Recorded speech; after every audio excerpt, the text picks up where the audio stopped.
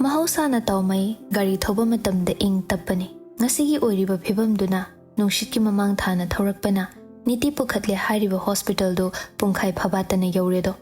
Ibungo gari sinang mafam chana pak tawsilam. Ai emergency ward dom da chatlamagi. SI duna Hoi, ai phanaba sinjaragi.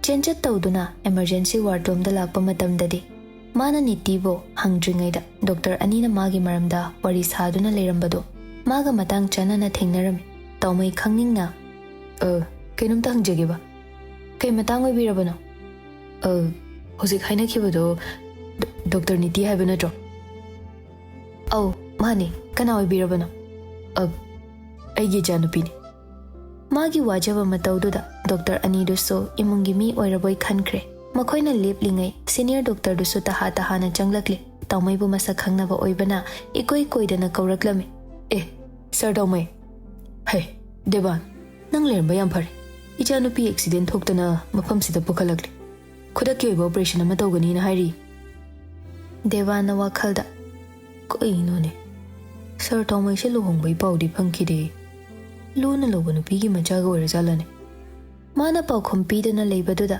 nakandagi doctor amana oina khumai doctor niti gi hemoglobin se khara nembaga accident da khara su thokre unit khara di darkar oigani arrange tawnaba haina pau pina khibane sir karamba blood group ne haige B negative oidoine sir ekhoi blood bank ta leita boibana atopadagi hangnana ba haiki khodingmak available oina emergency case ki thamgadabani haisi makhoi khangdaba jalo tawmaina oina aigi shu B negative ne noina darkar leini haibado egondagi lo devan chingnarambadu kokladuna sir di itatatana blood donation tawduna la abani yani sir mamang do pikibado 8 weeks sukrabo henbu hendora abani aina thabak chinbagi lakbangam dabani emergency setup tawraga darkar lebe unit launaba thorang tawse aduga operation je pangtokse senior doctor duna haibagi matung inna leiriba staff khaido kochen duna OT gi sin langami experience leba ngak to oibana pangkui kuide OT toba hogre thongjin mapanduda to phak to fai channa tawmaido kana amata lejadabagum mathwai wajana mathanta leplingai Dhananjoy sumasugi pau tabaga lakpana mapa chana redo Dhananjoy na mabu uraduna tawmai mabu khangna kaurakpa khonjel duda leithoraklaga bazi ngagoi itam chabu operation tawni haina pusin kheba emergency contact ta aigi number hapa maram oibanane kananu khangdaba mana pau piraktana ai shu khudak ta laklibani ai yorakpa khara thengdokra male ayamba formalities to loisinba yabadi aina tawkrabani nangna pangbiba mateng khudingmakne ipa karina laman singani haiba wakhal thoktre leiminaba khangna janaba haisidi mateng pangnaba masana tabane bazi masidane laman singba haiba ma leiteda aina sanabu su pau pikrabani masula ani hairakpani tawmai khangning singlaktuna magi gari do aigi da khamlambani bazi mabu thengjilena pau piba lakpa angangduna thoraktan kadai angangdudia aigi gari do park tawnaba haina sinakibani lakta lakhishan inthina gari thoba hitradi sajai phangba tabani ne atopa mina thengzinbane haye bazi ishuna pigyan lakhishan aduga mabu thomjilakliba misakto ai lemna thar tawmai su khompham khangdraduna hoi bazi ngasaidagi ngaijari tugi ngaisaman phangle haiduni operation do success oiraduna doctor nurse sing do mari thoklakle ngaiduna leiriba tawmai gi manakta oina changsile sargi janupi do kaishu thoidokpa tawrar mai bai Dhananjoy khangningna doctor ishu du WakhaL laklabra WakhaL budi lai adubu ngakti pothajakhisan wari sage so pungkhai muki matungda sabi ado devan special water safe tawbagi formalities ina kamai tawgadawna devanna sargi jani ekoi shida su thabak puribani operation loramdai dagi aina nursing da tawba yaba khailoin sinakrabani thank you doctor isamak checkup rounds lakani sarna igi su pangkiba mateng ai kauzadri asok apan gi thabak ni nungai badi nate adubo ai gi oina de laibak phobani sir tawmai gi damak aina su kari gumba mateng kharadi pangba ngamani khanbagi khar yangna recover tawbirakpa haina ꯇꯥꯏꯕꯪ ꯃꯄꯨꯗ ꯈꯨꯔꯨꯝꯂꯒꯦ ꯑꯩꯈꯣꯏꯁꯨ ꯑꯗꯨꯗꯤ sir ꯀꯣꯟꯅ ꯑꯃꯨꯛ ꯊꯦꯡꯅꯔꯁꯤ shift ꯇꯧꯕꯒꯤꯗꯤ ꯃꯌꯥꯝꯅ ꯑꯗꯨꯝ ꯐꯅꯕ ꯇꯧꯔꯅꯤ ꯍꯣꯏ ꯌꯥꯝ ꯅꯨꯡꯉꯥꯏꯖꯔꯦ ꯑꯩ ꯏꯁꯨꯗꯣ ꯋꯥꯔꯗꯇ ꯁꯤꯐ ꯇꯧꯕꯒ ꯌꯨꯝꯗ ꯆꯠꯇꯨꯅ ꯁꯤꯗ ꯂꯩꯕꯗ ꯆꯪꯒꯗꯧꯕ ꯄꯣꯠ ꯆꯩꯗꯣ ꯕꯥꯖꯤ ꯈꯔ ꯂꯧꯔꯨꯈꯤꯒꯦ ꯕꯥꯖꯤꯅ ꯀꯣꯏꯆꯦꯟ ꯆꯦꯜꯂꯨꯗ꯭ꯔꯕꯁꯨ ꯑꯩꯅ ꯐꯅꯕ ꯂꯣꯏꯁꯤꯜꯂꯛꯀꯦꯗ ꯑꯄꯥꯝꯕ ꯂꯤꯁꯇꯨꯗ ꯍꯥꯏꯕꯤꯔꯣ ꯍꯣꯁꯄꯤꯇꯥꯜꯁꯦ ꯏꯁꯨꯅ ꯊꯕꯛ ꯇꯧꯖꯕꯩ ꯋꯥ ꯑꯩꯈꯣꯏ ꯑꯃꯠꯇ ꯄꯨꯈꯠꯇꯕ ꯑꯣꯏꯕꯅꯅꯦ ꯀꯔꯤ ꯆꯪꯒꯅꯤ ꯍꯥꯏꯗꯨꯗꯤ ꯑꯩꯁꯨ ꯚꯥꯞ ꯑꯣꯏꯗꯦꯅꯦ ꯏꯃꯥꯅ ꯂꯩꯈꯤꯕ ꯃꯇꯝꯗ ꯗꯔꯀꯥꯔ ꯑꯣꯏꯈꯤꯕꯁꯤꯡꯗꯣ ꯑꯩ ꯅꯤꯡꯁꯤꯡꯂꯒ ꯄꯨꯔꯛꯅꯕ ꯇꯧꯔꯒꯦ ꯑꯗꯨꯗꯤ ꯕꯥꯖꯤ ꯑꯩꯅ ꯁꯣꯟꯖꯤꯜꯂꯛꯂꯕ ꯃꯇꯝꯁꯤꯗ ꯏꯁꯨꯗ ꯑꯁꯨꯝꯅ ꯊꯣꯛꯍꯜꯂꯤꯁꯦ ꯅꯨꯡꯉꯥꯏꯐꯝ ꯈꯪꯗꯦꯗ ꯕꯥꯖꯤ ꯃꯥꯒꯤ ꯗꯣꯁꯥ ꯂꯩꯔꯝꯃꯁꯨ ꯃꯁꯤꯗ ꯂꯣꯏꯅ ꯁꯛꯅꯕ ꯑꯣꯏꯖꯔꯁꯅꯨ ꯃꯈꯣꯏ ꯑꯅꯤꯅ ꯋꯥꯔꯤ ꯁꯥꯟꯅꯔꯤꯉꯩ ꯁꯅꯥꯁꯨ ꯆꯦꯟꯆꯠ ꯇꯧꯗꯨꯅ ꯃꯈꯣꯏꯅ ꯂꯩꯔꯤꯕ ꯖꯒꯥꯗꯨꯗ ꯂꯥꯛꯑꯝꯃꯤ ꯇꯥꯎꯃꯩꯁꯨ ꯂꯩꯔꯝꯕ ꯎꯕꯗꯨꯗ ꯏꯉꯛ ꯉꯛꯂꯝꯃꯤ ꯊꯥꯡꯂꯝꯕ ꯈꯣꯡꯊꯥꯡꯗꯨꯁꯨ ꯂꯦꯞꯈ꯭ꯔꯦ ꯇꯞꯅ ꯁꯣꯟꯖꯩ ꯀꯩꯅꯣꯅꯦ ꯇꯥꯃꯣꯗꯅ ꯀꯅꯥꯅ ꯄꯥꯎ ꯄꯤꯗꯨꯅ ꯃꯐꯝꯁꯤꯗ ꯂꯥꯛꯏꯖꯥꯠꯅꯣ ꯑꯩꯅ ꯂꯥꯛꯄ ꯈꯔ ꯊꯦꯡꯈ꯭ꯔꯦ ꯍꯥꯏꯕꯒꯤ ꯕꯥꯖꯤꯅ ꯀꯧꯕ ꯑꯣꯏꯔꯤꯖꯥꯠꯂꯥ ꯍꯥꯏ ꯏꯄꯥꯒꯤ ꯁꯅꯥ ꯀꯩꯗꯧꯔꯦ ꯅꯪꯅ ꯑꯗꯨꯗ ꯂꯦꯞꯇꯨꯅ ꯂꯩꯔꯗꯤ ꯃꯤꯀꯨꯞꯇꯨꯗ ꯈꯣꯡꯀꯥꯞ ꯑꯃ ꯊꯥꯡꯅꯕ ꯍꯣꯠꯅꯕꯗ ꯃꯈꯣꯡꯗ ꯀꯔꯤꯒꯨꯝꯕ ꯄꯣꯠꯁꯛ ꯑꯔꯨꯝꯕ ꯑꯃ ꯌꯥꯟꯗꯨꯅ ꯂꯩꯕꯒꯨꯝ ꯇꯞꯂꯤ ꯇꯞꯂꯤꯅꯤ ꯊꯥꯡꯉꯤꯗꯨ ꯃꯥꯒꯤ ꯃꯇꯧꯗꯨꯗ ꯅꯨꯄꯥꯗꯨꯁꯨ ꯏꯍꯩ ꯍꯩꯅꯔꯝꯗ꯭ꯔꯦ ꯕꯥꯖꯤ ꯑꯩꯒꯤ ꯄꯥꯔꯀꯤꯡ ꯇꯧꯕꯤꯒꯦ ꯍꯥꯏꯔꯝꯕ ꯑꯉꯥꯡꯗꯣ ꯁꯨꯡꯂꯛ ꯂꯛꯇ꯭ꯔꯦ ꯑꯩ ꯊꯣꯛꯑꯒ ꯑꯃꯨꯛꯇ ꯌꯦꯡꯈꯤꯒꯦ ꯏꯁꯤ ꯒꯥꯔꯤ ꯄꯥꯔꯀꯤꯡꯒꯤ ꯅꯃꯥꯗ ꯃꯥꯅ ꯄꯨꯈ꯭ꯔꯖꯥꯠꯂꯣ ꯑꯗꯨꯝꯕ ꯇꯧꯒꯗꯕ ꯑꯉꯥꯡ ꯅꯠꯇꯦꯗ ꯃꯔꯝ ꯑꯃ ꯂꯩꯔꯝꯒꯅꯤ ꯑꯩ ꯆꯠꯇꯨꯅ ꯍꯦꯛꯇ ꯍꯪꯉꯨꯔꯒꯦ ꯙꯅꯟꯖꯣꯏꯁꯨ ꯃꯥꯒꯤ ꯐꯤꯕꯝꯗꯨꯗ ꯋꯥꯈꯜ ꯇꯥꯔꯗꯨꯅ ꯍꯣꯏ ꯍꯣꯏ ꯍꯦꯛ ꯊꯦꯡꯅꯕꯒꯅꯦ ꯂꯥꯛꯅꯕ ꯇꯧꯀꯣ ꯏꯄꯥ ꯅꯪ ꯌꯥꯎꯗ꯭ꯔꯗꯤ ꯏꯈꯣꯡ ꯏꯈꯨꯠꯁꯤ ꯇꯦꯛꯄꯒ ꯆꯞ ꯃꯥꯟꯅꯗꯣꯏꯅꯤ ꯌꯥꯝ ꯅꯛꯅ ꯂꯩꯅꯤꯗ ꯑꯋꯥꯠꯄ ꯂꯩꯔꯁꯨ ꯍꯦꯛꯇ ꯍꯥꯏꯕꯤꯔꯛꯑꯣ ꯑꯩꯒꯤ ꯐꯣꯟ ꯅꯝꯕꯔꯗꯣ ꯕꯥꯖꯤꯗ ꯌꯥꯎꯗꯥꯏꯅꯦ ꯌꯥꯎꯕꯅꯦ ꯑꯗꯨꯗꯤ ꯑꯩ ꯑꯃꯨꯛ ꯊꯣꯛꯈꯤꯒꯦ ꯕꯥꯖꯤ ꯅꯍꯥꯟꯇꯅꯤ ꯃꯥꯅ ꯌꯨ ꯊꯛꯆꯤꯜꯂꯒ ꯔꯥꯖꯕꯤꯔꯒꯤ ꯃꯃꯥꯡꯗ ꯀꯞꯉꯥꯡ ꯇꯧꯗꯨꯅ ꯂꯥꯎꯈꯤꯕ ꯅꯨꯡꯁꯤꯕꯤ ꯍꯨꯔꯥꯟꯈꯤꯕꯗ ꯉꯥꯎꯔꯣꯏꯗꯕ ꯀꯅꯥ ꯂꯩꯒꯦ ꯍꯥꯏꯗꯨꯅ ꯑꯗꯨꯒ ꯃꯤꯀꯨꯞꯁꯤꯗꯅ ꯃꯗꯨꯒꯤ ꯇꯥꯌꯣꯟꯅꯕꯅꯤ ꯍꯟꯅ ꯐꯥꯎ ꯌꯦꯡꯂꯝꯗꯦ ꯂꯨꯛꯊꯔꯤꯕ ꯃꯉꯛꯇꯨ ꯅꯨꯄꯤ ꯃꯃꯥꯡꯗ ꯇꯨꯕꯠ ꯂꯥꯛꯄꯗ ꯑꯃꯨꯛ ꯐꯥꯎ ꯍꯦꯛ ꯅꯣꯡꯈꯠꯂꯛꯇꯦ ꯃꯥꯒꯤ ꯃꯑꯣꯡꯗꯨꯅ ꯍꯦꯟꯅ ꯁꯅꯥꯗ ꯅꯨꯡꯉꯥꯏꯇꯕ ꯐꯥꯎꯍꯜꯂꯤ ꯃꯥꯅ ꯍꯦꯛ ꯆꯠꯈꯤꯕꯒ ꯅꯔꯁ ꯅꯨꯄꯤꯗꯨ ꯃꯈꯣꯏꯒꯤ ꯃꯅꯥꯛꯇ ꯆꯪꯉꯛꯏ ꯗꯣꯛꯇꯔ ꯅꯤꯇꯤ ꯍꯣꯏꯒꯤ ꯏꯃꯨꯡ ꯑꯣꯏꯕꯤꯔꯕ꯭ꯔꯥ ꯑꯧ ꯑꯩ ꯃꯃꯥꯅꯤ ꯗꯣꯛꯇꯔꯕꯨ ꯁ꯭ꯄꯦꯁꯦꯜ ꯋꯥꯔꯗ ꯔꯣꯝꯗ ꯁꯤꯐ ꯇꯧꯖꯔꯨꯔꯦ ꯍꯧꯖꯤꯛꯇꯤ ꯒ꯭ꯌꯥꯟꯁꯨ ꯂꯥꯛꯑꯦ ꯌꯨꯝꯒꯤ ꯃꯤ ꯂꯥꯛꯄ꯭ꯔꯥ ꯍꯥꯏꯅ ꯍꯪꯍꯧꯏ ꯍꯩ ꯀꯔꯣꯝꯗ ꯆꯠꯀꯗꯣꯏꯅꯣꯅꯦ ꯏꯕꯦꯝꯃ ꯑꯩꯈꯣꯏꯗꯤ ꯃꯥ ꯁꯤꯐ ꯇꯧꯕꯗꯨ ꯎꯍꯧꯗ꯭ꯔꯦꯅꯦ ꯋꯥꯔꯤ ꯁꯥꯔꯤꯉꯩꯗ ꯁꯣꯝꯗꯩ ꯆꯠꯂꯁꯨ ꯌꯥꯏꯌꯦ ꯑꯁꯣꯝꯗꯩ ꯆꯠꯂꯒꯅ ꯍꯦꯟꯅ ꯁꯝꯕ ꯑꯩꯒꯤ ꯏꯆꯥꯗꯣ ꯀꯩꯁꯨ ꯇꯧꯗ꯭ꯔꯦꯀꯣ ꯇꯧꯗ꯭ꯔꯦ ꯏꯃꯥ ꯉꯥꯏꯍꯥꯛꯇꯪꯗꯤ ꯔꯤꯌꯔ ꯑꯣꯏꯕ ꯕ꯭ꯂꯗ ꯒ꯭ꯔꯨꯞ ꯑꯣꯏꯕꯅ ꯑꯩꯈꯣꯏꯒꯤ ꯕ꯭ꯂꯗ ꯕꯦꯡꯛꯇ ꯂꯣꯏꯊꯣꯛꯈꯤꯕ ꯇꯟꯖꯥ ꯑꯣꯏꯕꯒ ꯃꯤꯄꯥꯏꯅꯔꯝꯕꯅꯤ ꯑꯗꯨꯕꯨ ꯃꯥꯒꯤ ꯕꯕꯥꯅ ꯁꯤꯟꯕꯤꯗꯨꯅ ꯃꯗꯨꯒꯤ ꯑꯋꯥꯕꯗꯨꯃꯗꯤ ꯀꯣꯛꯍꯟꯕꯤꯔꯦ ꯙꯅꯟꯖꯣꯏ ꯉꯛꯅ ꯃꯥꯒꯤ ꯕꯕꯥ ꯍꯥꯏꯕ ꯍꯧꯖꯤꯛꯇꯤ ꯋꯥꯅꯤꯡꯉꯥꯏ ꯑꯣꯏꯗ꯭ꯔꯦ ꯏꯃꯥ ꯍꯣꯏꯁꯨ ꯃꯥꯕꯨ ꯁꯤꯐ ꯇꯧꯔꯤꯕ ꯔꯨꯝꯗꯨꯗ ꯆꯠꯅꯕ ꯇꯧꯔꯁꯤ ꯑꯩ ꯇꯥꯛꯆꯒꯦ ꯁꯅꯥ ꯋꯥꯈꯜꯗꯅ ꯃꯥꯅ ꯃꯄꯥ ꯍꯥꯏꯔꯤꯁꯤꯕꯨ ꯃꯤꯁꯇꯔ ꯈꯨꯃꯟꯊꯦꯝ ꯑꯣꯏꯔ ꯆꯠꯂꯅꯤ ꯃꯥꯗꯤ ꯀꯅꯥꯅ ꯍꯥꯏꯗꯅ ꯈꯪꯉꯤꯅꯣ ꯂꯥꯛꯂꯒꯅ ꯁꯤꯗ ꯀꯔꯤꯒꯤ ꯂꯩꯇ꯭ꯔꯤꯕ ꯅꯠꯇ꯭ꯔꯒ ꯇꯥꯃꯣꯕꯨꯔꯅꯦ ꯕꯕꯥ ꯍꯥꯏꯔꯤꯁꯦ ꯇꯥꯃꯣꯅ ꯇꯣꯝꯕꯤꯕꯨ ꯃꯆꯥꯅꯤ ꯍꯥꯏꯅ ꯄꯜꯂꯝꯒꯗ꯭ꯔꯅꯦ ꯃꯔꯝ ꯂꯩꯔꯝꯒꯅꯤꯅ ꯇꯥꯎꯃꯩꯅ ꯍꯥꯏꯔꯤꯗꯣ ꯑꯆꯨꯝꯕꯅꯤ ꯑꯦꯁꯥꯏꯗꯣ ꯃꯥꯒꯤ ꯇꯤꯝꯗꯨꯒ ꯂꯣꯏꯅꯅ ꯑꯁꯣꯛꯄ ꯃꯐꯝꯗ ꯆꯪꯕꯁꯨ ꯉꯝꯗ ꯍꯣꯁꯄꯤꯇꯥꯜꯗꯨꯗꯒꯤ ꯆꯠꯈꯤꯕꯁꯨ ꯉꯝꯗ ꯇꯧꯔꯗꯨꯅ ꯄꯥꯔꯀꯤꯡ ꯃꯌꯥ ꯑꯣꯏꯔꯞꯅ ꯂꯩꯔꯝꯃꯤ ꯕꯨꯡꯉꯣ ꯀꯩꯗꯧꯔꯦ ꯅꯪ ꯂꯥꯛꯀꯦ ꯍꯥꯏꯔ ꯆꯪꯉꯛꯇ꯭ꯔꯗꯤ ꯔꯘꯨ ꯃꯊꯥ ꯁꯥꯔꯞꯅ ꯌꯨꯅꯤꯐꯣꯔꯝ ꯁꯦꯠꯄ ꯑꯩꯈꯣꯏꯅ ꯇꯧꯕ ꯊꯕꯛꯁꯤ ꯐꯅ ꯆꯨꯝꯂꯁꯨ ꯂꯥꯟꯅ ꯎꯕꯤꯗꯨꯅ ꯍꯧꯖꯤꯛꯀꯥꯟ ꯚꯥꯏꯔꯦꯜ ꯆꯠꯄꯁꯤꯗ ꯌꯥꯎꯈꯤꯗ꯭ꯔꯥ ꯍꯥꯏꯅ ꯄꯥꯈꯠꯇꯅ ꯆꯪꯉꯛꯄ ꯉꯝꯗ꯭ꯔꯕ ꯑꯩꯕꯨ ꯋꯥꯈꯜ ꯇꯥꯍꯜꯂꯨ ꯅꯪꯅ ꯍꯥꯏꯔꯤꯁꯦ ꯑꯦꯛꯁꯤꯗꯦꯟ ꯃꯐꯝꯗꯨꯒꯤ CCTV ꯀꯦꯃꯦꯔꯥ ꯐꯨꯇꯦꯖ ꯂꯧꯕ ꯃꯇꯝꯗ ꯑꯩꯈꯣꯏꯅ ꯅꯤꯌꯣꯝ ꯆꯨꯝꯅ ꯂꯥꯛꯑꯝꯃꯤ ꯑꯗꯨꯒ ꯏꯆꯜꯗꯨꯅ ꯁꯥꯏꯠ ꯑꯣꯟꯅꯅ ꯊꯧꯔꯛꯄ ꯑꯣꯏꯗꯣꯏꯅꯤ ꯃꯥꯗꯤ ꯂꯝꯕꯤ ꯑꯣꯟꯅꯅ ꯊꯧꯔꯤꯗꯤ ꯀꯩꯗꯧꯔꯖꯥꯠꯅꯣꯅꯦ ꯁꯥꯔ ꯐꯨꯇꯦꯖꯇꯨ ꯁꯤꯗ ꯂꯩꯔꯦ ꯇꯨ ꯍꯣꯏꯅꯦ ꯁꯤꯗꯗꯤ ꯃꯥꯅ ꯂꯥꯜꯂꯤ ꯃꯅꯤꯡ ꯑꯝꯇ ꯍꯜꯂꯣ ꯃꯀꯣꯛꯇꯩ ꯑꯃꯨꯛ ꯌꯦꯡꯒꯦ ꯃꯥꯏ ꯁꯛꯐꯝꯁꯤ ꯅꯍꯥꯟꯈꯩꯒ ꯃꯥꯟꯅꯗꯦꯗ ꯔꯘꯨꯅ ꯖꯨꯝ ꯇꯧꯔꯒ ꯇꯨ ꯁꯥꯔ ꯃꯁꯤꯅꯤ ꯑꯩꯅ ꯍꯥꯏꯖꯩꯁꯦ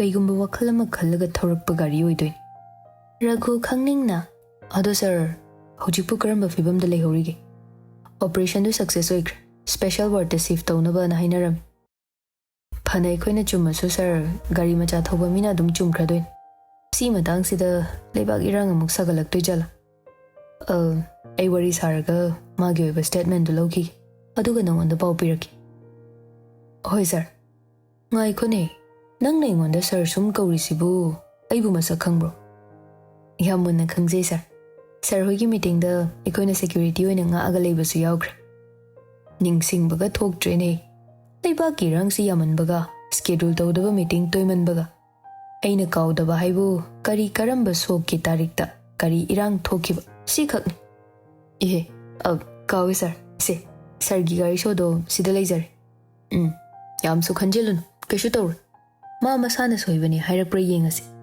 as adu bairadi pai natadana iral pumbai khoigini hairadi soidana suspend tawgena hairai kanana kitang tawbada viral chatpa matamni dana sir mathak thongba official yokhradi ꯑꯩꯈꯣꯏꯒꯤ ꯋꯥꯒ ꯇꯥꯗꯕꯤ ꯂꯩꯕꯥꯛꯀꯤ ꯏꯁꯨ ꯑꯣꯏꯗ ꯑꯣꯏꯔꯗꯤ ꯃꯇꯝ ꯈꯔꯗꯤ ꯄꯣꯊꯥꯔꯣꯅ ꯑꯗꯨꯝ ꯍꯥꯏꯔꯛꯀꯗꯣꯏꯅꯤ ꯁꯦ ꯀꯩꯁꯨ ꯈꯜꯂꯨꯅꯨ ꯅꯪꯁꯨ ꯅꯪꯒꯤ ꯇꯤꯝꯁꯤꯒ ꯂꯩꯖꯔꯣ ꯉꯥꯏꯍꯥꯛ ꯂꯩꯔꯗꯤ ꯑꯁꯣꯛꯄꯒ ꯋꯥꯔꯤ ꯁꯥꯕ ꯌꯥꯔꯅꯤꯗ ꯑꯗꯨꯗ ꯍꯪꯕꯤꯔꯒꯦꯀꯣ ꯃꯁꯤ ꯍꯥꯏꯔꯝꯂꯒ ꯋꯥꯔꯗꯂꯣꯝꯗ ꯃꯊꯟꯇ ꯆꯪꯕꯗꯤ ꯇꯜꯂꯗꯨꯅ ꯔꯥꯖꯕꯤꯔꯗꯨ ꯂꯥꯛꯅꯕ ꯄꯥꯎ ꯄꯤꯒꯦ ꯈꯟꯗꯨꯅ ꯀꯣꯜ ꯇꯧꯔꯝꯃꯤ ꯇꯧꯔꯗꯝꯅꯤ ꯃꯁꯤ ꯉꯥꯡꯁꯦ ꯀꯣꯜ ꯔꯤꯁꯤꯞꯁꯦ ꯁꯨꯡꯇꯧ ꯇꯧꯔꯔꯣꯏꯗꯝꯅꯤ ꯑꯊꯨ ꯑꯀꯥꯏꯒ ꯅꯪꯕꯩ ꯋꯥ ꯂꯩꯇꯦꯕꯁꯦ ꯁꯣꯝꯗꯅ ꯃꯥꯒꯤ ꯊꯋꯥꯏꯅ ꯁꯣꯛꯑꯒ ꯂꯩꯔꯤꯁꯦ ꯃꯥꯗꯤ ꯈꯪꯖꯔꯝꯃꯣꯏꯗꯣꯏꯅꯦ ꯑꯍꯨꯝꯔꯛ ꯇꯧꯕꯕꯨ ꯄꯥꯏꯗꯦꯅꯦ ꯃꯁꯦ ꯑꯁ ꯏꯊꯟꯇ ꯆꯪꯕꯁꯨ ꯑꯣꯟꯊꯣꯛꯅ ꯇꯟꯈ꯭ꯔꯦꯗ ꯃꯁꯤꯗꯤ ꯂꯥꯛꯄꯗ ꯑꯣꯏꯅ ꯄꯥꯎ ꯄꯤꯈꯤꯒꯦ ꯃꯁꯤ ꯍꯥꯏꯔꯗꯨꯅ ꯂꯥꯛꯄꯒꯤ ꯅꯝꯕꯔꯗ ꯀꯣꯜ ꯇꯧꯁꯤꯜꯂꯝꯃꯤ ꯃꯍꯧꯁꯥꯒꯨꯝ ꯄꯨꯡ 13 ꯋꯦꯇꯤꯡ ꯂꯩꯕꯗꯨ ꯂꯩꯔꯝꯗ꯭ꯔꯦ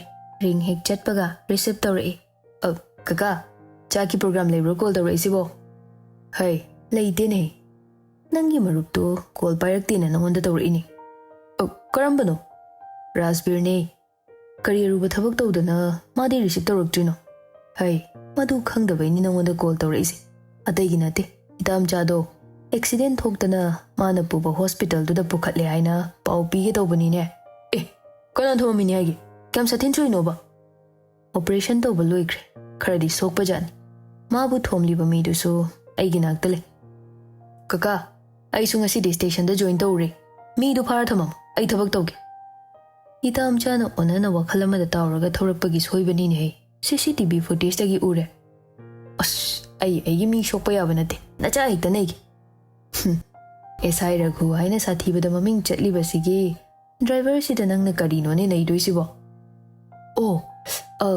ꯁꯔꯒꯤ ꯒꯥꯔꯤꯒ ꯊꯣꯝꯖꯤꯟꯅꯩꯔꯣ ꯇꯥꯎꯃꯩꯅ ꯔꯘꯨꯒꯤ ꯃꯃꯤꯡ ꯄꯜꯂꯛꯄꯗꯨꯗ ꯂꯥꯛꯄꯗꯣ ꯏꯇꯦ ꯇꯦꯊꯈ꯭ꯔꯦ ꯇꯥꯎꯃꯩꯅ ꯍꯧꯖꯤꯛ ꯀꯩꯁꯨ ꯇꯧꯗ꯭ꯔꯦꯗ ꯑꯩꯁꯨ ꯍꯣꯁꯄꯤꯇꯥꯜꯗ ꯂꯩꯔꯤ ꯅꯪ ꯌꯥꯔꯗꯤ ꯔꯥꯖꯕꯤꯔꯗꯨ ꯄꯥꯎ ꯑꯝꯇ ꯄꯤꯕꯤꯒꯦꯔꯣ ꯃꯃꯥꯒꯤ ꯅꯝꯕꯔꯗꯕꯨ ꯀꯣꯜ ꯇꯧꯒꯦꯔꯥ ꯃꯌꯨꯝꯗꯕꯨ ꯆꯠꯀꯦꯔꯥ ꯍꯣꯏ ꯀꯀꯥ ꯌꯨꯅꯤꯐꯣꯔꯝꯁꯦ ꯑꯍꯟꯕ ꯁꯦꯠꯄ ꯑꯣꯏꯕꯅ ꯑꯩ ꯐꯜꯂꯒ ꯀꯣꯏꯆꯠ ꯆꯠꯅꯤꯡꯉꯤ ꯆꯞ ꯆꯥꯔꯦ ꯍꯣꯁꯄꯤꯇꯥꯜ ꯔꯣꯝꯗꯁꯨ ꯂꯥꯛꯀꯦ ꯀꯀꯥ ꯉꯥꯏꯍꯥꯛ ꯂꯩꯕꯤꯔꯝꯃꯨꯀꯣ ꯃꯁꯤ ꯍꯥꯏꯔꯒ ꯀꯣꯜꯗꯨ ꯐꯠ ꯀꯛꯊꯠꯂꯤ ꯇꯦꯕꯜꯗ ꯂꯩꯔꯤꯕ ꯇꯨꯄꯤꯗꯨ ꯐꯠ ꯎꯞꯁꯤꯜꯂꯤ ꯑꯍꯥꯟꯕ ꯑꯣꯏꯕꯅ ꯑꯗꯨꯛ ꯍꯛꯅ ꯆꯦꯛꯁꯤꯜꯂꯝꯗꯦ ꯁ꯭ꯇꯦꯁꯟꯗꯒꯤ ꯃꯥꯅ ꯍꯥꯏꯈꯤꯒꯨꯝꯅ ꯒꯥꯔꯤ ꯃꯟꯇꯛ ꯇꯧꯕ ꯒꯥꯔꯤ ꯃꯆꯥꯗꯨꯗ ꯐꯜꯂꯒ ꯊꯧꯗꯣꯔꯛꯂꯤ ꯃꯌꯥꯝ ꯂꯥꯛꯄ ꯅꯨꯃꯤꯠ ꯑꯣꯏꯕꯅ ꯄꯨꯔꯛꯄ ꯄꯣꯠꯆꯩ ꯃꯌꯥꯝꯗꯨ ꯂꯧꯊꯣꯛꯇꯨꯅ ꯌꯦꯡꯅꯗꯨꯅ ꯀꯨꯏꯅ ꯐꯪꯂꯨꯗ꯭ꯔꯕ ꯐꯦꯃꯤꯂꯤ ꯇꯥꯏꯝ ꯍꯥꯏꯗꯨꯅꯤ ꯐꯪꯂꯤꯕ ꯁꯣꯝꯗ ꯃꯝꯇꯥꯅ ꯏꯆꯥ ꯑꯅꯤꯃꯛ ꯏꯅꯥꯛꯇ ꯂꯩꯕꯁꯤꯗꯤ ꯋꯥꯈꯜ ꯌꯥꯝ ꯅꯨꯡꯉꯥꯏ ꯄꯨꯟꯁꯤ ꯁꯥꯡꯗꯣꯛꯀꯗꯕ ꯃꯥꯜꯂꯤ ꯁꯦꯈꯔꯁꯨ ꯍꯥꯏꯁꯨ ꯍꯥꯏꯕꯅꯤ ꯃꯃꯥ ꯌꯨꯝꯗ ꯉꯁꯤ ꯂꯥꯛꯄꯁꯦ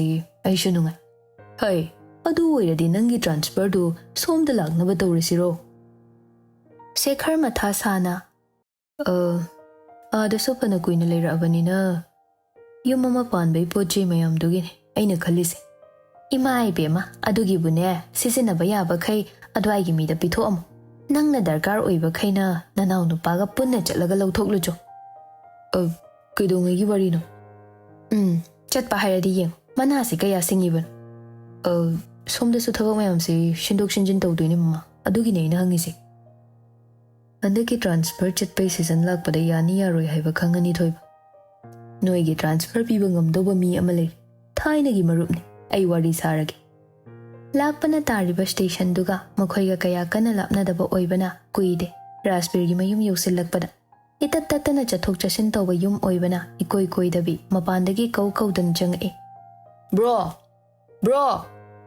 Tabro Arbia? Ma! Ma! Arbia! Mamta taraduna. Hai! Sida laiye! Sumchanga uni nangbo! Shekhar mabu ubada. Ba! Mung tari day naude. Uniform set pa sa thin pagchaybo. Accident thokpagi pau puraga lakpado. Phajai haiba wahaido hairakpadagi mong hada nokfet tawsilaga mana oina waridu yausili. Isa se kharaga phanbani na pagchadro damo. I really appreciate it. Dorenso marol lolai. Hai! Uniform ga selakpadadi atopa misak mali ni jade. Hamu baduda na chasi phajai khangda boiramira ba pabo. Rasper lakpagi mataududa. Patan khaire. Asing bai bani saubu saubro. Phamo ima chalo lagi. Tawira no ima. Masida join to boine. Ekhoi masel sak khangna boina thakpa cha mayam si as pukka kaidor. Adu oiragana ahawbam charasida na horende. Aishu yum thoglabani na. Yai damo. Rasper magi mataududa. Duty loraba nang sidang laise. Ay layi di ka na hairakeba. Phone phangi pairakte kaida lairi no di. Chikon da laiba matam soidri. Ha, dukan da laibra haina thibagi mahol.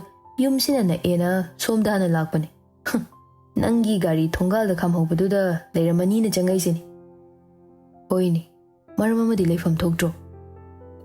Accident thokpai pawam pigen lakpa. Mamta khangning na lakpa. Noibu join hek tobaga case pai han bahorabro. Case pai han banate daima. Ita macha accident tho ena paw pirakpado RB da tamgen lakpani. Rasper magi wadu da pakhatna. Kaino, kaida kamai dobano. Ikhoi bu itam cha ko ba staff yawbrane. Natraga chekon da yawba mi oidoirane. Rasper di mayungi ahal mayam mamangduda makha tabadi hangnginglabani. Adubo lakpagi mataududa karan turan nganglakani khanduna phatharaga yam wana khangli machagi matau khanglabi mamtana oina kayam thina soe haige. Operation macham di tawkhrai. Iga pawa kapla male. As kari paw khudam no. Aina khangba paw duni tamise. Shekharna Mama khangbro lakpana hariba mi sibo. Lakpa WakhaL khangta tare marai tatli. Accident esayam ga thomjinaba. Thoiba namanabasi accident ki paw purakpada masa se ithak thakatlaba mal. Chalo nanga punna hangminaruro. Hoi mama. Kanano karino dudi phajana hayudana. Hera adu sum hangnari dane hospital yoba thengnabani. Mi do khangasu makhoi pawna chattoi leitri. Nacha nupa atomba bu thaba natana. Adu su chumi bani. Lao ima manam nambikige. Machabu manam nambiraga phajana chatloko. Lakpana ai gari macha sida ai phalla thoge. Nang maningda to kanam kem kino. As nang yam karanda dawri. Gari macha doi khoi da thamamu. Yam thauningaga na ai gi se nang thauro yar. Shekharna ani dugi mataududa khara phingdaba mana thobana phani ko. Tamo kem khalun ai phadaba loisilage. Rasper sauningbadu phajillaga Chalasila o mang tharo yari. Doren machanupa thokibaga Mana hairam liba maming dubu. Ay yong tadrini. Kana orizano. Ho khangningurano. Nachanupa na phanaba maindum sinjarasani. Machanupa ahalda onsillaga lapu tharuborado phongphong sana hobige mamana. Hoima. Mama oibigi thamoina jingnarabasu uthoktana ngasida thonglaba machanupa dugi sebada oina mai onsinkre. Machanupa atombana gari hek thoba hobaga taumaigi number da hanjin call tawsinba lepamde. As pairakthini kaka se kaidobi orjano. Mayumdaga hankrajala. Kaka nangbu ko receive tawroba. As ai isa se lepam khangdre da tawrise. Receive tawdoba matamdadi nangna tawjadraga. Hojikta taxi solido yam yengde ko. Kari WakhaL silent thamjilubano ai shubhab oidreda. Operation do mai pakre haibani na thoidok wani ngai di oidre. Yam khanjilurano yar. Atege ke herke. Mathanta leiba tali ekoi sulak na bahairak panatana atopadi ke chupalakte. As karom de apai bados hawre san. Masayo na bada sumain thoni khangjaramadi ai mai matungda inaramdo. Dosa lai nabani ngasai khanagi bro. Khanaki ba sauna ki bam ta leite da. Chumna khakinga phamina dana wari sabadu natan. ꯅꯪꯅ ꯃꯥꯒꯤ ꯊꯃꯣꯏꯗ ꯅꯨꯡꯉꯥꯏꯇꯅꯕ ꯋꯥꯍꯩ ꯍꯥꯏꯔꯝꯕꯗꯒꯤ ꯃꯊꯟꯇ ꯁꯤꯖꯔꯒꯦ ꯀꯥꯏꯅ ꯈꯜꯂꯤꯖꯥꯠꯂꯣ? ꯑꯁ, ꯑꯩꯅ ꯃꯥꯏ ꯊꯃꯣꯏ ꯁꯣꯛꯄ ꯌꯥꯕ ꯋꯥ ꯑꯝꯇ ꯍꯥꯏꯈꯤꯗꯦꯃꯤ. ꯀꯀꯥ ꯇꯣꯝꯕꯩꯒꯤ ꯋꯥꯔꯤꯗꯤ ꯂꯤꯈꯤ. ꯃꯁꯤ ꯍꯥꯏꯔꯒ ꯃꯈꯣꯏ ꯑꯅꯤ ꯉꯁꯥꯏ ꯁꯥꯟꯅꯈꯤꯕ ꯋꯥꯔꯤꯗꯣ ꯂꯥꯛꯄꯗ ꯍꯥꯏꯐꯦꯠ ꯂꯤꯔꯝꯃꯤ. ꯂꯥꯛꯄ ꯋꯥꯈꯜꯒꯗꯣ ꯍꯥꯏꯐꯦꯠ ꯈꯜꯂꯒ ꯁꯥꯎꯅꯤꯡꯕꯗꯤ ꯂꯩꯔꯝꯃꯣꯏ ꯃꯥꯒꯤꯁꯦ. ꯑꯩꯅ ꯁꯨꯝ ꯈꯟꯕꯗ ꯃꯥꯅ ꯆꯤꯡꯅꯗꯨꯅ ꯂꯩꯔꯝꯕ ꯋꯥꯔꯤ ꯑꯃ ꯑꯁꯦꯡꯕꯗ ꯊꯣꯛꯂꯝꯕꯒꯤ ꯑꯉꯛꯄ ꯐꯥꯎꯕꯗꯣ ꯑꯣꯏꯔꯝꯗꯧ ꯃꯥꯜꯂꯦ. ꯀꯩ ꯍꯥꯏꯅꯣ ꯑꯗꯨꯅ? ꯑꯩꯁꯨ ꯈꯪꯗꯦꯗ. ꯅꯪꯉꯣꯟꯗ ꯀꯃꯥꯏꯅ ꯚꯥꯞ ꯇꯥꯍꯟꯗꯣꯏꯅꯣ ꯍꯥꯏꯕ. ꯑꯁ ꯕ꯭ꯔꯣ, ꯈꯤꯇꯪ ꯌꯥꯡꯅ ꯊꯧꯁꯤꯕ. ꯌꯧꯔꯝꯗꯥꯏꯁꯤꯗ ꯏꯕꯥꯅꯤꯁꯨ ꯅꯤꯇꯤꯒ ꯕꯦꯠ ꯊꯪꯅꯅꯕꯩ ꯃꯑꯣꯡꯗ ꯊꯧꯖꯤꯟꯁꯤꯔꯣ? ꯑꯁ, ꯒꯥꯔꯤ ꯊꯧꯔꯤꯉꯩꯗ ꯍꯥꯏꯍꯩꯗꯦꯍꯦ. ꯀꯤꯁꯨ ꯀꯤꯔꯤ ꯃꯥꯜꯂꯦ. ꯍꯣꯁꯄꯤꯇꯥꯜꯗ ꯃꯈꯣꯏ ꯃꯃꯥꯁꯨ ꯄꯨꯄꯥꯁꯨ ꯂꯩꯔꯝꯃꯅꯤꯀꯣ? ꯃꯈꯣꯏ ꯑꯍꯨꯝꯗ ꯂꯩꯕ ꯌꯨꯝꯅꯤꯅ ꯂꯩꯐꯝ ꯊꯣꯛꯄꯅꯦ ꯑꯗꯣ. ꯑꯩ ꯎꯕꯗ ꯂꯥꯟꯅ ꯈꯟꯗꯣꯏꯖꯥꯠꯂꯣ? ꯀꯦꯝ ꯋꯥꯔꯨꯅꯣ, ꯅꯣꯏ ꯕ꯭ꯔꯣ ꯌꯨꯅꯤꯐꯣꯔꯝ ꯁꯦꯠꯂꯤ. ꯑꯦꯛꯁꯤꯗꯦꯟꯇꯨꯒꯤ ꯃꯇꯥꯡꯗ ꯊꯤꯖꯤꯟꯕ ꯂꯥꯛꯄꯅꯤ ꯍꯥꯏꯔ ꯂꯣꯏꯔꯦ. ꯑꯁ, ꯅꯪꯒꯤꯗꯤ ꯏꯟꯚꯦꯁꯇꯤꯒꯦꯁꯟꯒ ꯃꯔꯤ ꯂꯩꯅꯕꯅꯦ ꯍꯥꯏꯕ ꯌꯥꯔꯦ. ꯑꯩꯒꯤꯅ ꯀꯩ ꯍꯥꯏꯗꯣꯏꯕ? ꯃꯁꯛꯁꯨ ꯈꯪꯉꯝꯅꯦ. ꯑꯩꯒꯤ ꯃꯇꯨꯡ ꯏꯜꯂꯛꯄꯅꯦ ꯑꯗꯨꯃꯥꯏꯅ ꯈꯟꯖꯁꯅꯤ ꯀꯩꯅꯣ. ꯑꯁ, ꯃꯗꯨ ꯌꯥꯔꯣꯏꯗ. ꯏꯇꯠ ꯇꯠꯇꯅ ꯍꯟꯗꯛꯇꯤ ꯃꯈꯣꯏ ꯄꯨꯄꯥ ꯊꯦꯡꯅꯩ. ꯑꯗꯨꯏ ꯃꯊꯛꯇ ꯅꯍꯥꯟꯗꯅꯤ ꯑꯩꯅ ꯃꯈꯣꯏ ꯃꯃꯥꯒ ꯊꯦꯡꯅꯔꯝꯃꯤꯗꯣ. ꯑꯗꯨꯗꯤ ꯆꯪꯗꯕꯤ ꯍꯜꯂꯁꯦ ꯍꯥꯏꯕ꯭ꯔꯣ? ꯍꯥꯏꯔꯒ ꯒꯥꯔꯤꯗꯣ ꯃꯇꯥꯏ ꯑꯣꯏꯔꯞ ꯈꯥꯝꯃꯤ. ꯑꯁ, ꯑꯩ ꯊꯃꯣꯏꯅ ꯃꯗꯨꯁꯨ ꯍꯦꯛ ꯌꯥꯅꯤꯡꯗꯕ. ꯌꯥꯔꯦꯁꯦ, ꯊꯣꯛꯑꯕ ꯂꯥꯛꯆꯁꯅꯤ. ꯅꯨꯄꯥ ꯊꯣꯛꯑꯣ. ꯑꯁꯤꯒꯨꯝꯕ ꯃꯇꯝꯗ ꯀꯤꯕ ꯍꯧꯅꯗꯦ. ꯌꯥꯝ ꯍꯪꯉꯒꯅꯅꯦ, ꯑꯩꯅ ꯃꯥ ꯅꯨꯡꯁꯤꯀꯣꯛ ꯍꯥꯏꯔ ꯂꯣꯏꯔꯦ. ꯑꯁ, ꯀꯀꯥꯒꯤ ꯐꯥꯎ ꯃꯇꯦꯡ ꯄꯥꯡꯕ ꯉꯝꯗ꯭ꯔꯦ. ꯅꯁꯥꯏ ꯍꯥꯟꯅ ꯈꯟꯈꯣꯀꯣ. ꯃꯆꯥꯗꯣ ꯂꯧꯔꯗꯤ ꯃꯃꯥꯗꯣ ꯅꯥꯏꯇꯣꯝ ꯇꯥꯅ ꯂꯩꯔꯅꯤ. ꯑꯗꯩꯗꯤ ꯃꯥꯁꯨ ꯖꯨꯔꯥ ꯑꯃ ꯊꯤꯔꯛꯄꯒꯤ ꯋꯥꯈꯜ ꯂꯥꯛꯄꯁꯨ ꯌꯥꯏ. ꯅꯪꯅꯗꯤ ꯏꯔꯥꯏ ꯂꯥꯏꯅ ꯍꯥꯏꯔꯤꯕ. ꯒꯥꯔꯤꯗꯣ ꯑꯃꯨꯛ ꯊꯧꯕ ꯍꯧꯔꯒ ꯂꯨꯅ ꯁꯨꯝ ꯈꯟꯖꯤꯟ ꯂꯩꯔꯗꯤ ꯊꯕꯛ ꯑꯝꯇ ꯃꯥꯏ ꯄꯥꯛꯄ ꯉꯝꯃꯔꯣꯏ. ꯈꯔꯁꯨ ꯂꯥꯏꯅ ꯈꯟꯗꯣꯛꯀꯗꯕꯅꯤ ꯀꯩꯗꯧꯔꯒꯦ? ꯑꯩꯈꯣꯏꯁꯨ ꯃꯥꯒꯤ ꯑꯁꯣꯛꯄꯩ ꯃꯇꯥꯡꯁꯦ ꯃꯤ ꯑꯇꯣꯞꯄꯗꯒꯤ ꯄꯥꯎ ꯐꯪꯗꯅ ꯍꯪꯕ ꯂꯥꯛꯄꯅꯦꯅ ꯍꯥꯏꯔꯁꯦ. ꯑꯗꯨꯃꯛ ꯍꯥꯏꯁꯦ. ꯍꯪꯉꯒꯅ ꯁ꯭ꯀꯨꯜ ꯂꯥꯏꯐꯇꯩ ꯈꯪꯅꯔꯛꯄꯅꯦ ꯍꯥꯏꯅ ꯈꯨꯝꯃꯁꯤꯀꯣ. ꯅꯣꯏ ꯕ꯭ꯔꯣꯗ ꯑꯗꯨ ꯀꯨꯞꯊꯅꯗꯤ ꯍꯪꯉꯛꯄ ꯃꯇꯤꯛ ꯑꯣꯏꯔꯣꯏꯗ. ꯍꯣꯏ, ꯃꯥꯁꯨ ꯇꯥꯕꯗ ꯑꯁꯨꯛ ꯋꯥꯈꯜ ꯋꯥꯔꯀꯥꯟꯁꯤꯗ ꯃꯈꯣꯏ ꯏꯃꯨꯡꯒꯤ ꯃꯤ ꯀꯤꯔ ꯂꯩꯕ ꯍꯧꯅꯗꯦꯗ. ꯃꯊꯥ ꯁꯥꯔꯞ ꯇꯧꯔꯝꯕꯗꯣ ꯇꯥꯎꯃꯩꯒꯤ ꯀꯣꯜ ꯕꯦꯛ ꯂꯥꯛꯄꯗ ꯃꯥꯏꯊꯣꯡ ꯃꯀꯥ ꯈꯔ ꯂꯥꯝꯖꯩ ꯍꯔꯥꯎꯅ ꯔꯤꯁꯤꯞ ꯇꯧꯔꯝꯃꯤ. ꯀꯀꯥ, ꯅꯪ ꯍꯤꯡꯗꯤ ꯍꯤꯡꯉꯤꯀꯣ? ꯑꯩꯅ ꯇꯧꯕ ꯀꯣꯜ ꯄꯥꯏꯔꯛꯇ꯭ꯔꯤꯗꯨꯕꯨ ꯀꯩꯒꯤꯅꯣ? ꯁꯥꯏꯂꯦꯟ ꯊꯝꯕꯗ ꯈꯪꯍꯧꯗꯕꯅꯤ. ꯑꯩꯅ ꯀꯣꯜ ꯕꯦꯛ ꯇꯧꯕꯗ ꯀꯀꯥ ꯄꯥꯏꯔꯛꯇ꯭ꯔꯦ. ꯂꯥꯛꯄ ꯏꯕꯥꯅꯤ ꯍꯣꯁꯄꯤꯇꯥꯜ ꯌꯧꯁꯤꯜꯂꯛꯑꯦ. ꯐꯔꯦꯗ, ꯏꯊꯟꯇ ꯑꯩꯁꯨ ꯏꯍꯩ ꯍꯩꯅꯔꯝꯗꯕꯅꯤ. ꯃꯈꯣꯏ ꯄꯨꯄꯥꯗꯣ ꯋꯥꯍꯪ ꯄꯥꯎꯍꯪ ꯇꯧꯔꯛꯀꯗꯣꯏꯖꯥꯠꯂꯣ? ꯃꯁꯨ ꯁꯣꯛꯄꯩ ꯋꯥꯈꯜ ꯑꯃꯗ ꯇꯥꯎꯔꯤꯕ ꯑꯍꯜꯁꯤꯅ ꯅꯪ ꯄꯥꯟꯅꯔꯒ ꯂꯩꯒꯅꯤ ꯍꯥꯏꯕꯗꯤ ꯑꯩ ꯊꯥꯖꯗꯦ. ꯑꯗꯣ ꯍꯧꯖꯤꯛꯄꯨ ꯃꯥꯕꯨ ꯒ꯭ꯌꯥꯟ ꯇꯥꯔꯕ ꯀꯃꯥꯏꯅ ꯇꯧꯔꯒꯦ? ꯑꯩ ꯃꯥꯒꯤ ꯋꯥꯔꯗꯇ ꯆꯪꯗ꯭ꯔꯤꯌꯦ. ꯑꯗꯨꯗꯤ ꯀꯥꯏꯗ ꯂꯩꯔꯤꯕ? ꯃꯄꯥꯟꯗ ꯂꯩꯔꯤ. ꯕꯥꯖꯤꯅ ꯍꯤꯗꯥꯛꯀꯤ ꯂꯧꯊꯣꯛ ꯂꯧꯁꯤꯟ ꯈꯔ ꯍꯥꯏꯔꯛꯇꯅ ꯃꯥꯒꯤ ꯔꯨꯝ ꯃꯌꯥꯗꯗꯤ ꯆꯠꯂꯨꯔꯦ. ꯑꯗꯣ ꯆꯪꯉꯛꯇꯦ. ꯃꯈꯣꯏ ꯃꯃꯥ ꯂꯩꯕ꯭ꯔꯣ? ꯃꯥ ꯂꯩꯕꯒꯤꯅꯤꯅꯦ ꯑꯩꯅ ꯐꯠ ꯆꯪꯕ ꯉꯝꯗ꯭ꯔꯤꯁꯦ. ꯅꯨꯡꯁꯤꯖꯔꯤꯕ ꯀꯧꯕꯅꯤꯅ ꯍꯣꯁꯄꯤꯇꯥꯜꯁꯤꯗ ꯃꯥ ꯂꯩꯈꯛ ꯈꯟꯕꯗꯅꯦ ꯃꯤꯍꯨꯜꯁꯦ ꯑꯀꯥ ꯑꯀꯨꯝꯅꯤ ꯁꯥꯟꯅꯔꯤꯕ. ꯃꯇꯥꯡ ꯆꯥꯔꯤꯉꯩ ꯋꯥ ꯑꯃ ꯍꯧꯗꯣꯛꯍꯧꯕꯅꯗꯤ ꯆꯨꯝꯒꯅꯤꯗ ꯀꯀꯥ. ꯃꯗꯨꯒꯤ ꯗꯥꯏ ꯂꯩꯇꯦꯀꯣ. ꯅꯪ ꯂꯥꯛꯇꯧꯗꯨ ꯄ꯭ꯔꯞ ꯂꯥꯛꯑꯣ. ꯑꯩ ꯌꯨꯝꯗ ꯍꯜꯂꯒ ꯃꯈꯣꯏ ꯍꯣꯔꯦꯟ ꯂꯩꯕꯒꯤ ꯗꯔꯀꯥꯔ ꯂꯩꯕ ꯄꯣꯠ ꯆꯩꯁꯤꯡꯗꯣ ꯂꯧꯔꯨꯗꯣꯏꯅꯤ. ꯌꯧꯁꯤꯜꯂꯦ ꯀꯀꯥ, ꯉꯥꯛꯇꯪ ꯉꯥꯏꯕꯤꯔꯝꯃꯣ. ꯃꯥꯅ ꯂꯩꯔꯤꯕ ꯋꯥꯔꯗꯀ ꯔꯨꯝ ꯅꯝꯕꯔꯒ ꯄꯤꯔꯛꯑꯒꯦ. ꯅꯣꯏ ꯑꯅꯤ ꯁꯨꯔꯕꯅꯤꯅ ꯊꯤꯔꯒ ꯆꯪꯉꯛꯑꯣꯀꯣ. ꯍꯣꯏ ꯀꯀꯥ. ꯐꯣꯟꯗꯨ ꯊꯝꯅꯈꯤꯕꯒ ꯅꯤꯇꯤꯅ ꯂꯩꯔꯤꯕ ꯔꯨꯝꯗꯨꯗ ꯆꯪꯁꯤꯟꯕꯁꯨ ꯉꯝꯗ. ꯑꯇꯣꯞꯄ ꯑꯅꯥꯕ ꯈꯪꯅꯕꯁꯨ ꯂꯩꯕ ꯅꯠꯇꯕꯅꯤꯅ ꯂꯩꯊꯣꯛꯐꯝꯁꯨ ꯂꯩꯇ. ꯃꯈꯣꯏ ꯑꯅꯤꯅ ꯌꯧꯁꯤꯜꯂꯛꯄ ꯉꯥꯏꯕꯗꯨꯗꯤ ꯑꯋꯥꯕ ꯑꯃꯅꯤ ꯑꯣꯏꯔꯝꯂꯤꯕ. ꯃꯥꯅ ꯇꯧꯔꯤꯕ ꯐꯤꯕꯝꯗꯨ ꯁꯅꯥꯗꯤ ꯎꯕ ꯅꯠꯇꯦ. ꯒ꯭ꯌꯥꯟ ꯇꯥꯔꯛꯂꯕꯤ ꯃꯆꯥꯅꯨꯄꯤꯒꯤ ꯃꯅꯥꯛꯇꯒꯤ ꯍꯦꯟꯗꯣꯛꯇꯅ ꯂꯩꯔꯝꯃꯤ. ꯏꯃꯥ, ꯇꯣꯝꯕꯤꯌꯥ, ꯇꯨꯁꯤꯟꯈꯤꯕꯒꯤ ꯏꯆꯥꯕꯨ ꯈꯣꯡ ꯆꯤꯛꯄ꯭ꯔꯣ, ꯈꯨꯠ ꯆꯤꯛꯄ꯭ꯔꯣ? ꯍꯥꯏꯌꯣ, ꯏꯃꯥ ꯅꯝꯕꯤꯒꯦꯕ. ꯑꯩ ꯀꯩꯁꯨ ꯇꯧꯗꯦ. ꯉꯁꯥꯏꯗꯣ ꯀꯃꯥꯏꯅ ꯇꯧꯈꯤꯕꯅꯣ ꯑꯩ ꯈꯪꯍꯧꯗ꯭ꯔꯦ. ꯙꯅꯟꯖꯣꯏꯁꯨ ꯃꯁꯨꯒꯤ ꯃꯇꯧꯗ ꯏꯁꯨ ꯇꯣꯝꯕꯤ, ꯁꯣꯏꯕꯕꯨ ꯇꯝꯕ ꯉꯝꯕ꯭ꯔꯅꯦ? ꯍꯧꯈ꯭ꯔꯗꯤ ꯍꯧꯈ꯭ꯔꯦ. ꯏꯁꯨ ꯀꯥ ꯍꯦꯟꯅ ꯁꯣꯛꯇꯕꯁꯦ ꯂꯥꯏꯕꯛ ꯐꯔꯕꯅꯤ. ꯏꯃꯥꯅ ꯑꯣꯐꯤꯁꯇꯒꯤ ꯁꯤ ꯌꯧꯔꯛꯄꯗꯅꯦ ꯅꯪꯒꯤ ꯑꯣꯄꯔꯦꯁꯟ ꯂꯣꯏꯔꯝꯃꯤ. ꯅꯪꯕꯨ ꯃꯁꯛ ꯈꯪꯕ ꯁ꯭ꯇꯥꯐꯁꯨ ꯌꯥꯎꯔꯝꯃꯤꯅꯦ. ꯅꯤꯇꯤ ꯈꯪꯅꯤꯡꯅ ꯑꯩꯒꯤ ꯒꯥꯔꯤꯗꯤ ꯀꯔꯝꯕ ꯐꯤꯕꯝꯗ ꯂꯩꯈ꯭ꯔꯦ? ꯏꯕꯦꯝꯃ, ꯒꯥꯔꯤꯒꯤ ꯋꯥꯕꯨ ꯑꯅꯧꯕ ꯑꯃ ꯂꯩꯔ ꯂꯣꯏꯔꯦꯁꯦ. ꯙꯅꯟꯖꯣꯏꯅ ꯇꯥꯎꯃꯩꯒꯤꯗ ꯈꯥꯝꯃꯝꯃꯦ ꯍꯥꯏꯕꯅꯤ. ꯃꯥꯁꯨ ꯍꯣꯁꯄꯤꯇꯥꯜꯁꯤꯗ ꯅꯪꯒꯤꯗꯃꯛ ꯀꯣꯏꯆꯦꯟ ꯆꯦꯟꯕꯤꯔꯝꯕꯅꯤ. ꯀꯀꯥ ꯇꯥꯎꯃꯩꯅ ꯀꯔꯣꯝꯗꯒꯤ? Mana akhangba wari pumbaliduna masu nupibu bahap tahalami sana sudungai tumin taduna leram. Niti na makha taba nang dringai nurse nupidu jangla aga. Ngasay test daw kiba reports kay dudi lobiru rabo. Ngahak leradi Dr. Round lakpagi matam oirani. Isi, tao may na maloraki na hayrambani ne. Bazi sida report khar layrisina karambano. Nurse tu na yengaga.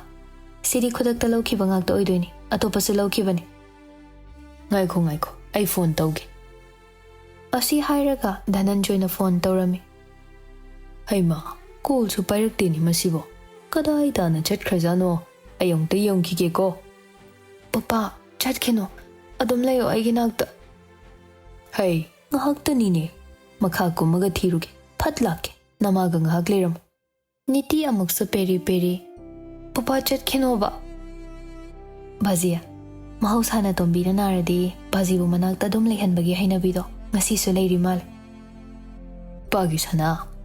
Nang tao may bu. Kadai da layyong tayong ugero.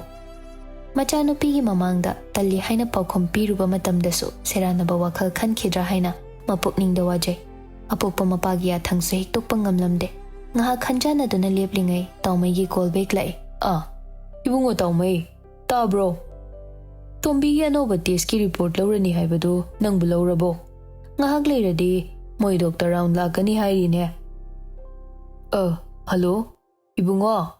Tawmay. Ta bro ina hairi sibo.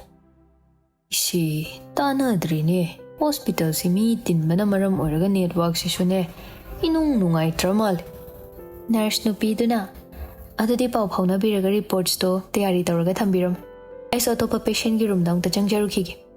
Hoy bem. Ma'am, yam thuna phagatpa oiro ko. Hoy.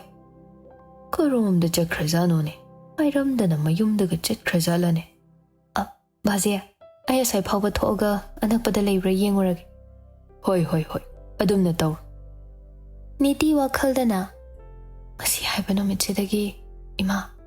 Nang kakaga hanagum ichamcham na oirasu wari sahaba hoba oijaroko.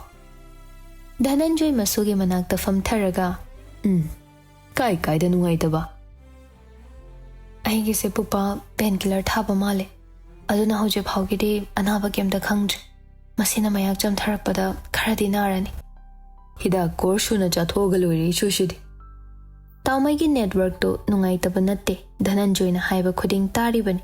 Mabu room to la o hairi ni khangba mikuptagi kokchawbi kakhrabani. Tapna thanglakpa khong thangdo yauhaningde yausilagle nitina leiriba room ado panglap natte. Sanana thong adu lonsinduna mapan thorakpado masu urami. Tawmaybu anakpada leibra thiruge haina sanasu thongjin mapandagi hendokna khongkap thangba ngamlamde ningjing mangjing tawduna leplingai. Uredo masu tawmayna changsilakpasu ngamda magi maikai yengduna leirambado. Animak changsinbasu ngamda handokpasu yada kakngaunaba phibamda leiringai. Tungdagi tawmaygi lingjumda pairaklaga niklap tawba khonjelda. Nangya sukluraba matamsida aibu la'o haina kauraktriba kaigino nipa. Nang aibu ngasi suwaroribro.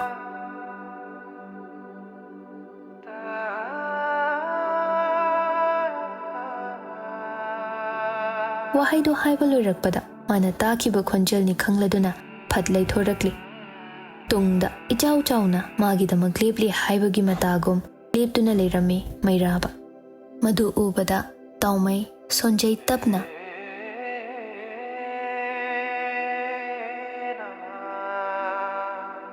Nipa.